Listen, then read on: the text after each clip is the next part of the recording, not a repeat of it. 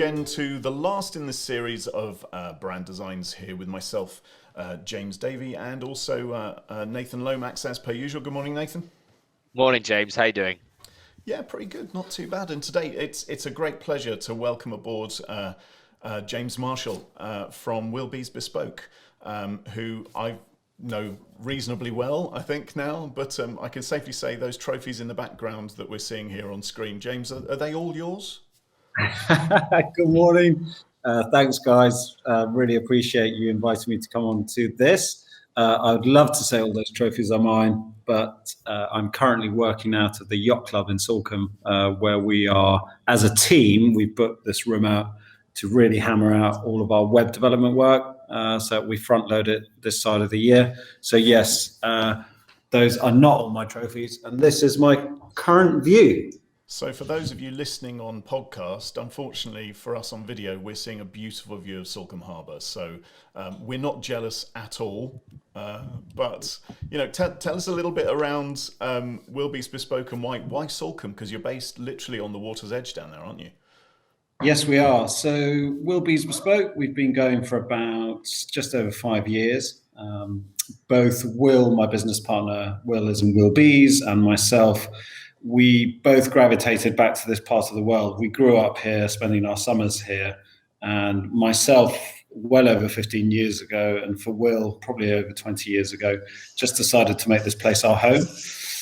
Why Salcombe? I mean, you just saw very briefly there, it is a beautiful part of the world, and it's really a lifestyle, but you have to combine that with, obviously, commerce and business. So they both go hand in hand, and Salcombe has lended itself to some well-known brands which have used Salcombe as an anchor, and that's a little bit of what we're doing with Wilby's. And so, James, I'm keen to understand, obviously going into business with Will, you knew him beforehand. How have you divided up roles and responsibilities? Have you got some clear swim lanes for he does certain parts of the business and you do others, or do you tend to share responsibilities? Yeah, no, 100%. I think that is definitely one of the key and the crux points of any partnership. Is you both have very different skill sets. The day you start overlapping with your business partner is the day when I think things become a bit unclear. Will is very much brand. He's very much design. He's very much the magic and the sprinkling of that stardust around what the brand is and the experience you get as a customer, and walking into our shop in Salcombe, or seeing our website for the first time, or walking onto our stand at Chelsea Flower Show, that sprinkling of magic, that brand experience is Will. Myself, I'm completely the opposite side of that. So I'm more commercial. So I look at the black and white side of the commercials. I look after the sales and marketing and the strategic rollout of that side of the business. I do say it's, Will and I, in terms of how we look after the business, that they're both very separate skill sets. But I think the one thing we have in common is we're good at communicating. So therefore we can communicate both those sides of the business to each other regularly, which is important. Because it is a challenge sometimes when you start up a business. Similarly, Nathan and I, we each have compatriots. It can be difficult when you find that as the business develops, trying to then put some of those skill sets into others you bring into your business to give you some of that bandwidth to kind of continue to work well together. How's that kind of worked with Wilby's today? Because you have a retail store and you have the online store and you have kind of concessions as well. How have you found kind of scaling it to be a challenge for you guys in terms of responsibilities? It is a challenge, the scaling side of it. I think if you were looking at our traditional model 5 years ago, which probably physical bricks and mortar would have been quite a big part of it. So shop, concessions, events. And I think if we were still running in a sort of a traditional lifestyle retail model, that would pose a challenge to us. However, where we've pivoted as a business, and this was fortunately for us before lockdown, was we very much wanted to go down the digital route. And what we're finding and what we work very hard on, so not just about let's maximize the growth, how do we win the sales, how do we win the customers, but we work very hard in the background to making it an efficient system. We automate it where possible. And it's all about what platforms we use to manage either those projects on or that weekly recurring workload. So I think, yes, it's a challenge. I think the more digitized strategically you become in terms of as a retail channel, it's easier to work with digital tools out there, if that makes sense. James, I'm keen to understand the last 5 years. It's been a real roller coaster, and Willbees is really a huge success story of Solcombe. But I dare say there's been plenty of challenges along the way. What are some of those challenges? And I'm sure many owner founders listening to this will be able to relate, because I'm sure it's the same for many startups. But yeah, what challenges have you guys faced in that time? So a good example of a challenge is being at an event. Gatcombe, or was it Gatcombe? No, Goodwood Revival, pouring with rain. We'd taken less money than it had cost us to be there. And as I'm driving out, soaking wet in the truck, I get stuck in the mud. Everyone has gone, and I'm there knee deep in mud trying to dig the truck out, whilst I get abuse and laughter from the rest of the team on WhatsApp about trying to do that. So I say that it's a funny story, but it's a classic example of owner-operated business where you are responsible really across the board as to what's going on. I think that, from a commercial point of view, the challenges for us, the biggest challenge has been about getting the audience growth and the brand awareness out there, but to understand what our USPs are. So we are a brand that is handmade in England. We personalize every bag for you, which is complimentary. And each bag is mostly unique. So there's 3 streams to that. The personalization element of it is that magic stardust that you get physically. So when you buy a bag from us, it's personalized right there in front of you. If we had a video camera that could record the customer's reaction, 99% of the time it's a huge grin, and it's a lovely reaction. So our biggest challenge has been, as a brand, how do we replicate what happens physically to us in shops and at events where people are just loving what we do? How do we get that onto a website? How do we digitize that? So if you've never experienced us before, seen us before, how do you get that little bit of magic and wow when you see us for the first time online? I think that's one of our biggest challenges to date. And the experience for you has actually been, as a brand, it's been one of the key differentiators, I think, for you. Walking into a retail environment, I've been down to the store in Solcombe. The experience you get in that store is absolutely incredible. It's like nothing else you'll see kind of in the high street today, really. It's really quite something. So how do you distill that down into something you can place into other environments? How important is that experience, do you think, in retail at the moment? I think it's very important. I think the traditional high street is recognising this in any case. I'm not saying anything new now. I think I would have been saying it 3 years ago, but the high street is definitely moving in that direction. The experiential rollout, trying to do something different, and it's not necessarily all about sell. It's if the customer can walk out of your space having had a good experience, they're going to be far more likely, surely, to come back either physically or online to buy, and they will tell people about you. So when it comes to that, I think we were lucky from the start that personalization was something we put at the forefront of our brand. To give you an example, if you come to us at Chelsea Flower Show, the first thing you will probably see are beautiful embossing machines at the front of our stand. So we place our experience at the front of our retail, and it's the same in our shop. Whereas if you walk into another brand, for example, not a direct competitor, but a well-known brand in London who might do beautiful leatherware that is personalized, if you walk into their Mayfair shop, their personalization machine is right at the back of the shop. So even though you can get the bag personalized, that's not their priority. And I'm not saying that's right or wrong, but we have chosen to make that the forefront of our brand. And then around it is obviously the beautiful product that we make in England. James, coming out of COVID, obviously events did form a large part of your marketing strategy going into lockdown. You mentioned about pivoting just before. Do you see yourselves pivoting back and re-involving events as part of that outreach? Or actually, do you think that now, as you go back out of lockdown, events won't be high on the agenda? That's a really good question. And I think so before lockdown started or was even being considered, we at our peak did 12 events in a year, and they are a lot of work, these events. So basically, if you imagine each event takes you out of the business for 2 weeks, from build to running it to coming back to unpacking and getting some sleep. We had decided just before lockdown that we were actually only going to go and do one event. So, and that was because we had decided to become a much more digital business, and we had decided to just do Chelsea Flower Show.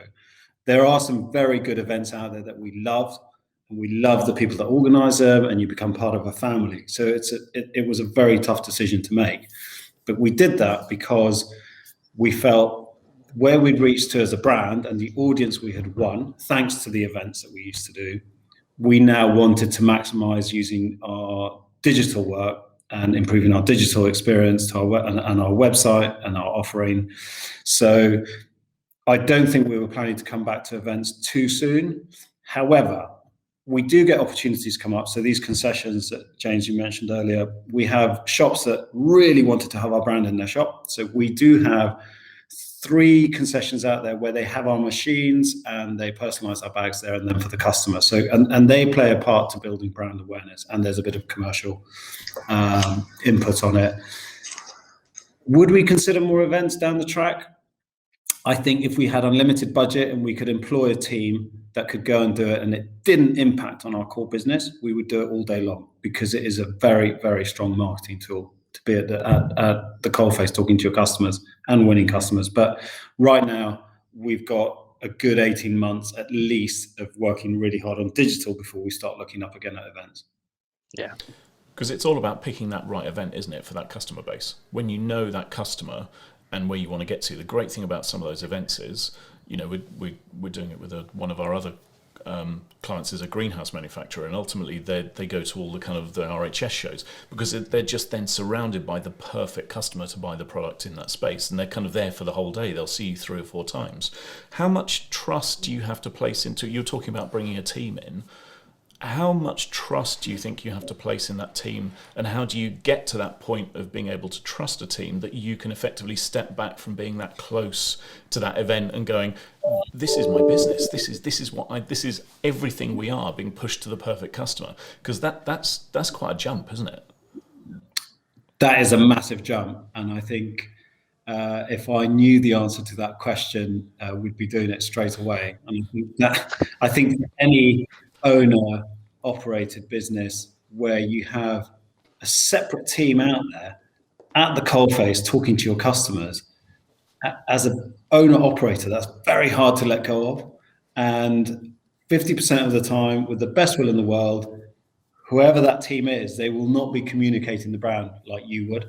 And I'm not saying it's just because I'm an owner. I say that with the core team that we have. You know, we've got a very tight core team that have been part of this business from the start. I would trust them implicitly as much as I would trust myself to talk about the brand. But to bring in any new team and get them ingrained and how to talk and that whole attitude that we have, I think would be a massive challenge. So even if we reach a stage in 18 months' time where that budget might be there, I think it would still be quite a big discussion.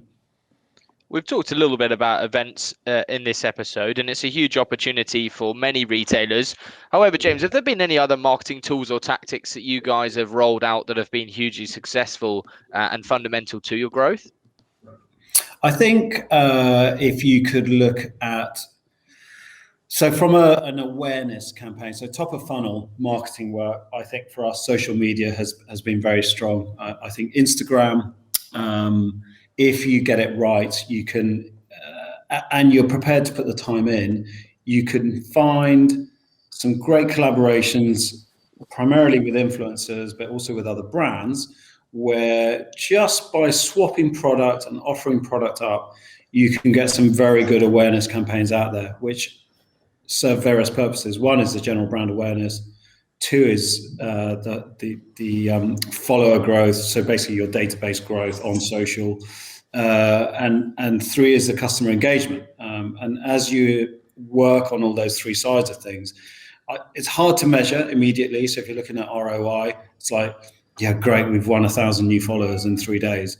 What does that mean for sales? Normally it means nothing. Like, you won't see a direct impact on sales.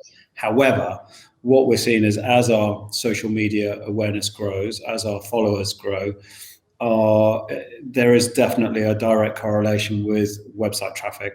And certainly when we announce new events or new campaigns or new products, we definitely now start to see spikes from social media. So I would say that side of it has been a success story for us at the moment, and something we're pushing and pursuing. So from a let's just talk a little bit around that, because I think there's how much of, when you're going out and sourcing collaborations and sourcing kind of, let's call them influencers, how do you make sure that they are kind of really playing to the same values as you guys, or playing to the same tune as you guys, or is it more around just looking for those with the largest follower count? Absolutely not. So when we first started, I would say that's what we look for. Who's got the biggest number of followers? If they haven't got less than 100,000, let's not even contact them. What we found, though, very interestingly to start with, when we were quite green to it, was sometimes an influencer that would slip through the net that we would work with only 30,000 followers would get a far better reaction than an influencer with 200,000 followers. We were very green at this stage and didn't really understand that, but that all comes down to the engagement of that influencer itself. And there are various tools out there that you can look at that will actually tell you what sort of engagement metrics they have.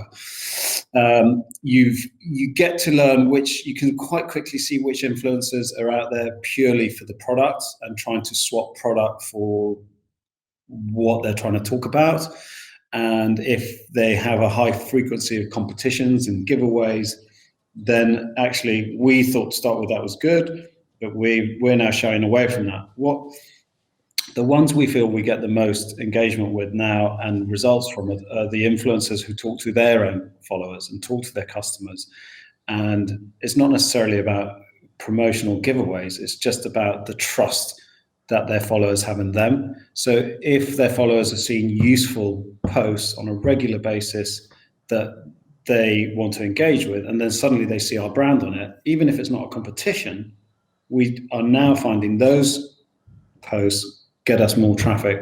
So that's how we've changed that. And I think for any brand out there thinking that you've got to work hard at your influencers to start with, and I would say before you work with any, and this is what we do now, is you have a conversation with them. And it's all very, you just start talking to them, and don't expect to be able to say, here's some product for free, I want you to do X, Y, Z, because you can't dictate what they say. But if you put some trust into them and just say, do what you feel is right with this product, and it comes from the heart, I think followers can see that instantly. If it's a genuine post, people see that. As soon as it starts becoming forced, there's no point. So it's like any partnership, really. You've got to invest the time and the effort up front to, one, make sure that the partnership is going to work, because they're wanting your product for a reason as well, for them to be seen with their followers, that they're still the latest in showing the great product or style or design or whatever their thread is. Then it still comes down to making sure that relationship is as solid as it can be, in order to actually get the best out of it from both worlds, rather than just mailing out 20 packs of product, basically. Is that what you're saying? Yeah, absolutely. And for example, we're very lucky because a lot of the influencers we speak to visit Salcombe or use Salcombe as an excuse to come down and visit. So I actively welcome them into the store. We bring them in, we show them what we do. We actually get them on the embossing machines, and we just have a laugh with them. They meet the team. We've got such, one of our biggest assets is the team. You get an influencer in the shop to meet the team. We had one earlier this week. And I was just going to say, Liz Earle, wasn't it? Yeah, I was meant to go down on my own, but thank God George was there, and then Bolly was there. And if I'd done it on my own, she probably would have left after 10 minutes, just been bored stiff. But when you've got George who looks after our fabric, designs, sourcing where things come from, and then Liz tuned into that, and then it becomes a discussion. That's genuine, that's real, and then it becomes interesting. Rather than me, boring James, talking about commerce and what can we get out of it. So, James, I'm keen to understand a little bit more on the personal side rather than business side around any self-doubts that may have ever crept in or any negative thoughts, because a lot of owner founders we talk to, while it may look really lovely on the surface, actually underneath they do have those days where they don't think they're good enough or capable or whatever. Have you ever had those thoughts? And if so, how have you dealt with them? so I get those thoughts every day. I think as a owner operator of a small to medium sized business that's trying to grow, I would say to anyone even thinking about it or anyone in it, if you're not experiencing those thoughts every day, I get it, but be prepared to experience it. I think the way I have dealt with it is by learning. So to start with, it's quite a rough ride. Self-doubt is, if you're not, it's something that can really cripple your decision making. And I think it's, how do I deal with that? So I've been very fortunate to be surrounded. It's the team are very good and encouraging, but B, if you start to learn about just accepting that in business you are going to make mistakes, so accept that, deal with it. But so long as everything you do, you set a timeline, you set a plan for, and some sort of response that you want out of it. And if you get down to the end of that and then you realize, okay, well, it hasn't achieved that, that's fine. You know that you failed, no problems. Why did you fail? Work it out, move on. Do you want to try it again? Or do you want to do something different? And I think I'd be a billionaire if I could write that in a book and give it to anyone wanting to do this. I don't think you can. You've just got to go through it. You've got to ride it. So if anything helps, like going surfing or swimming or whatever it is, knitting, it just doesn't matter. Whatever you can find outside of the business to just calm you down, get you thinking about something else, family, kids, all that side of it, being busy with whatever it is.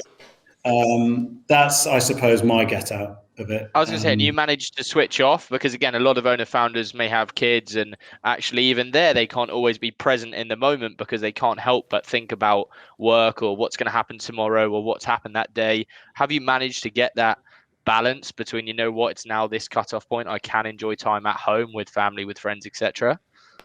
Yeah, I'm on the cusp of being 48, and I think I'm just about getting to a point where I can say that I can do that. But I have spent, that takes time and experience to do.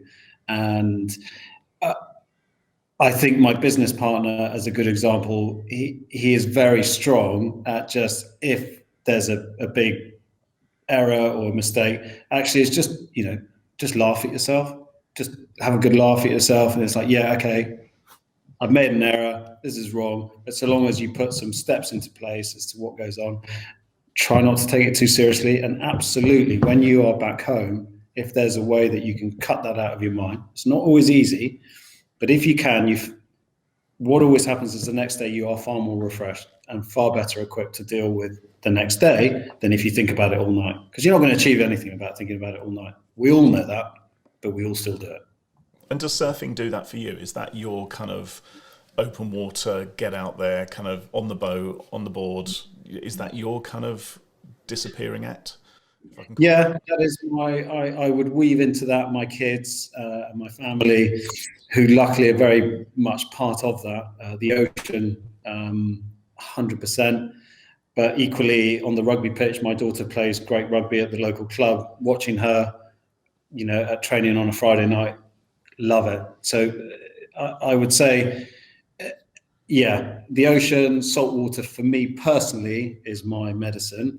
However, I weave into that just being busy with the kids, and with kids, they distract you, and you can't avoid but just think about them at the time rather than work. So, they also put things into perspective very, very quickly. Yeah. They are the harshest critics and also the biggest supporters you'll ever have in one dose, which is absolutely. And harshest critics. I had a haircut the other day. And I got home and my son said, "Dad, you look like one of the characters out of the Muppets." Nice. Did you press for which one? I was kind of... I'll show you in a second. I've got. He actually designed a photo about it, which I'll show it to you in a second. Bear with me 1 second. Nice, lovely. So Birds. yes, my harshest critic. Fab. So those of you listening, we currently have a picture of Bert on our screen sitting next to James's face. So, Bert and Ernie from Sesame Street, perfect example of a team made in heaven. Does that mean that Will is Ernie? Is that something we need to work on? Actually, I don't know who would Will be. Maybe the crazy rocker. Who's the drummer? Maybe the drummer. Animal. Yeah, I can imagine that. Actually, that'd be hilarious. No, but yeah. So when you get things like that, I mean, work becomes completely secondary, unfortunately. And then but during the day, like now, work is very much at the forefront of my mind. But as soon as I get those kids in the car or I'm out with them, yeah, they're a good distraction. Good. I'm going to bring it back to work and talk about internationalization. Obviously, a massive USP for your beautiful products are they're all handmade in the UK. Have you looked into, or perhaps you're already selling internationally and playing on that USP, or is that something that you hope to take Wilby's in due course to say, actually, we're going to enter the US market or the European market or perhaps Australasia, etc.? So really good question. We do sell internationally, and that's not through direct targeting. It's just as a default of our brand. I would say it's probably also a default of working at the likes of Chelsea Flower Show, which have a very international audience, and also Salcombe as a visitor destination has actually surprisingly quite an international audience. Primarily expats living abroad. So yes, we do sell internationally, but probably a very small percentage of our sales are there. The main reason for that is we have yet to target an international audience in any way, whether it be Europe or the US. I have previously, with a previous life, worked with quite a large wholesale and retail brand in the homewares market and have experienced directly what it's like to try and grow in the US. I think you need deep pockets, and I appreciate with the way digital world is going now, things are much easier and you can outsource a lot of the work and you can do drop shipping and that side of it. But I've seen the challenges that are there. I have also seen the opportunities that are there, particularly in Europe. But I think we've got a lot of things to get right first at our end, and we have a much bigger market to attack in the UK before we even start raising our heads to look at Europe or the US. I think if a really good operator came to us from Australia, for example, and said, right, let me license what you do, show me how to do it, let me do it out of Melbourne, let me do it out of Sydney, I think we would look at something like that. But us physically getting involved in a marketing or trying to target another territory, I think it's a great opportunity, but we've got it in the bank for maybe next year or the year after. Because international is always one of those things on a tick box list for quite a few owner founders. How fast can I do this? So it's the bright and shiny. How easy is it to get distracted by the bright and shiny on a day-to-day basis? How do you keep yourself focused in a direction that gives you a sense of direction? Because it is too easy to go, oh, that looks great over there, let's do Europe, let's do Australia. It can be a massive distraction, I'd take it. So that we get that every day. I'm the biggest. I love opportunity. I love exploring opportunities, and I love new ideas. And but I think there's a very simple answer to that, which our FD just always WhatsApps back to me or says to me as I'm going on about some amazing idea. Sales is vanity, and profit is sanity. Simple as that. Because it is your time is the most expensive in the business in many ways, isn't it? In terms of owner founders, you are the most expensive resource in time cost to any business. So if you're kind of spreading yourself so thin, then it can be very easy to kind of lose sight of that bigger picture, I take it.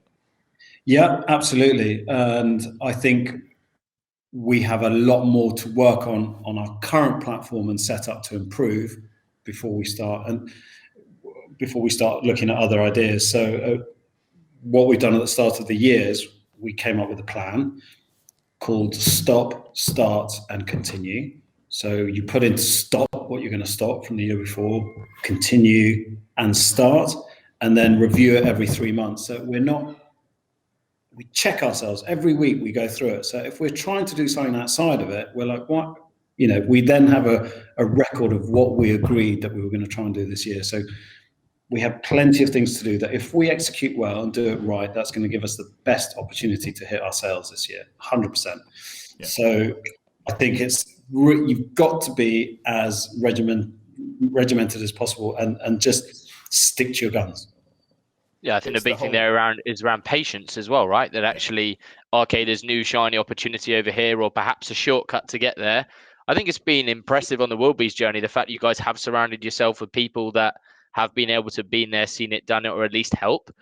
In terms of inspirations for yourself, James, who have you come across that you think, you know what, yeah, they've really helped us on this journey, or I've read books by that person, or I've listened to that podcast or whatever? Is there anyone that really stands out as that inspiration behind Wilby's?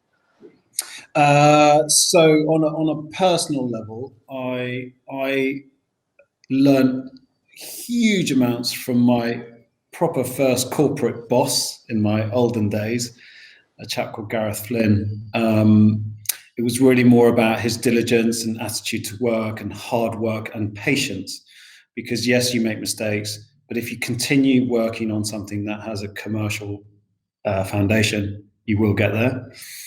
More recently, a good friend of mine, a guy called Ali Cook, who's the founder of a brand called Nukuku.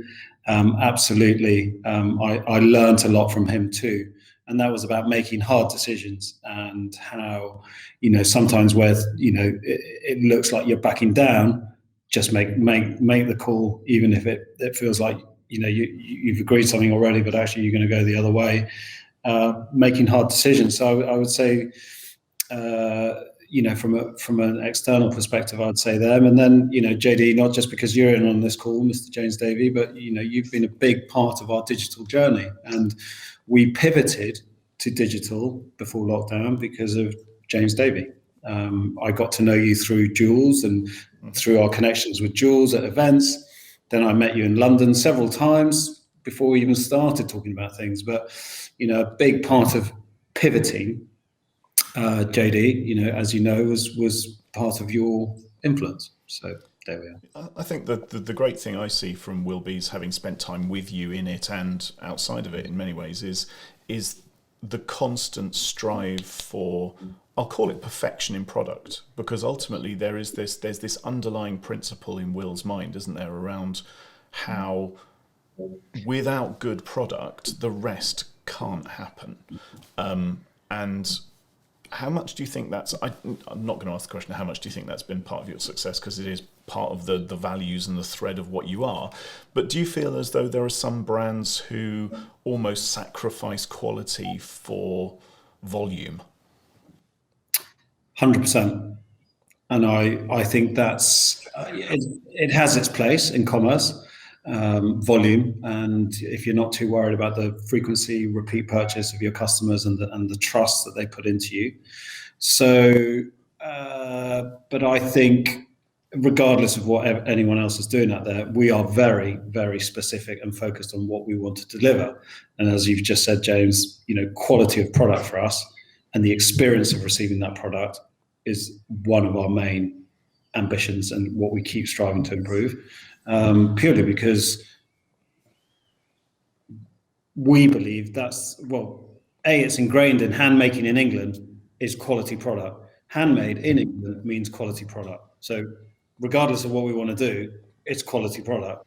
But from a customer trust perspective and referrals and talking to other friends about it, that's part of the growth for us.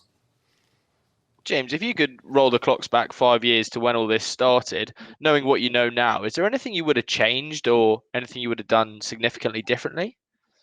I would have stayed in my permanent job. No. Just had an easier life. I think if I could talk to myself 5 years ago, I would have said just focus purely on being masters of your own digital world and get on board the social media bandwagon, get in there early, build it up, almost become an influencer yourselves as a brand. Yes, use the events as a audience growth, but put all your investment, time and effort from a brand creativity, and so outside of product, put it into digital. That's what I would say to myself. Just going to expand on that. Go on, James. Sorry. I was just going to say, in terms of personal brand, that was an interesting thread you just touched upon there, the importance of personal brand for owner-founders. Is that something that you guys will look to explore in the next 12 to 18 months to really tell the stories behind the founders as well as the brand itself?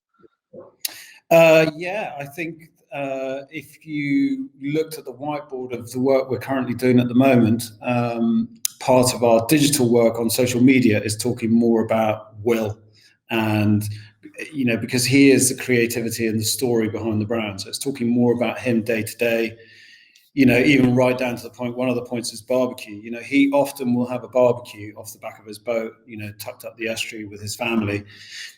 Let's just talk about what we do. And it's not through vanity. It's just because that's what people want. People are interested. It is some of the best we are performing. an authentic brand. It's not a vanity thing. It's what do people want to see on social media? What do they want to look at? Is it bag after bag after bag? No. Maybe the odd bag, but yes, the bag being worn by a general member of the public in a lifestyle perspective, yes. And then also what the team is doing. So it's not just Will, but also, for example, what George might be doing. She does a lot of wild swimming at the weekends. We've got Hayley, who's always out and about riding horses. What do we do as a team? And I think that's just be yourself. I think that is also interesting, not from a vanity perspective, but just I think our customers would be interested to see that. It's basically showcasing the lifestyle, the lifestyle that comes out of the place where the brand has come from, isn't it? It's that kind of, because let's be honest, Jack Wills is another brand that started literally a few doors down on the high street of Salcombe, and that was their whole season air program, and everything that came from that was targeting, putting a Land Rover on a beach, with the young generation that lived the lifestyle around Salcombe to buy into their brand. And it's really difficult to do, though. I'd imagine it's really hard to find that balance between brand and commercial output of, I know I've got to try and make money, I'm investing time and effort into this, but I also need to balance the customer interest and not annoy them or kind of distract them with, constant pushes of bags.